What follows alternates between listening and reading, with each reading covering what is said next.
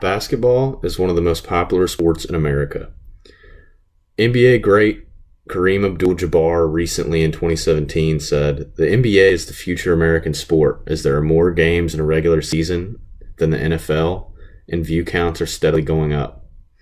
Each year the game changes, and I personally have grown up in an era that has seen a massive change in the game of basketball.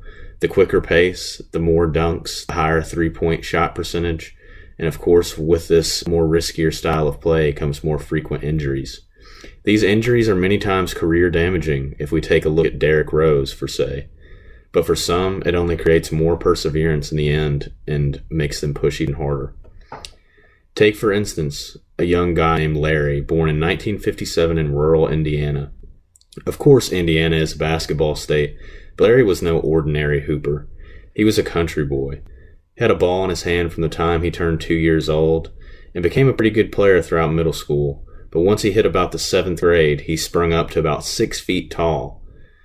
And then on his way to his sophomore year, hit another growth spurt where he was nearly 6'7", averaged 20 points per game, and was even up for a nomination for Mr. Basketball as a sophomore in the state. All of this came to a halt, although, as one summer night, Larry was playing pickup with his friends when his buddy Dale challenged him to a one-on-one match. So there they are. Game point. Larry, of course, winning. He went to break right and crossed over left, but Dale stayed with him. Larry went up for the layup and came down awkwardly on one leg. A torn ACL and a slightly torn lateral meniscus.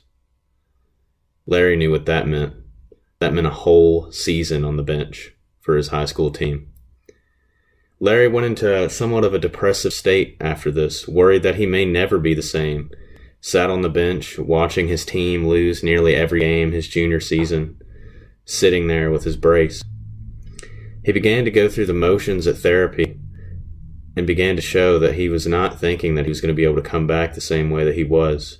He would even compensate for pressure during therapy sessions on the other knee. His mother took notice and told him that everything happens for a reason, though.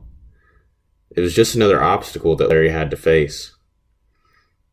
Larry took his mother's advice, started taking therapy more seriously, and got back into the gym nearly every morning the summer before his senior year. After watching his team lose, it just gave him more pressure, more perseverance, and more power to want to push on, and all it took was his mother to help him a little bit. His senior year, he returned and had nearly 20 Division I scholarship offers and led his team to a championship overall. So just because it may look like you're down, it doesn't mean that all hope is lost. By looking at things positively and through the help of his mother, Larry was able to come back better than ever. And even after hitting the lowest of lows, he was able to come back and bring his team a championship. So I must encourage everyone, when failure seems inevitable, pick yourself up. Better yet, when you see someone else around you who clearly thinks that they're lost and that they're down and that they're out, pick them up, because people are capable of great things and great improvements, no matter how big the rut may seem.